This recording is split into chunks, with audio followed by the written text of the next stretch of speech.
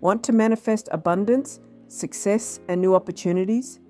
These 3 powerful crystals can help you turn your dreams into reality.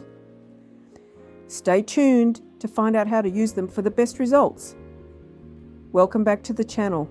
If you've been struggling to manifest your desires, the right crystals can be a game changer. Today I'll share 3 of the best manifestation crystals and exactly how to use them to amplify your intentions. First up, Pyrite, which is also called Fool's Gold. This crystal attracts wealth, confidence, and prosperity. Keep it on your desk, in your wallet, or near your workspace to align with financial success. Next is Apatite, a powerful stone for clearing mental blocks and sharpening focus. If you're scripting your manifestations or creating a vision board, Apatite helps you stay clear and take action toward your goals. Lastly, we have green Aventurine, the stone of opportunity.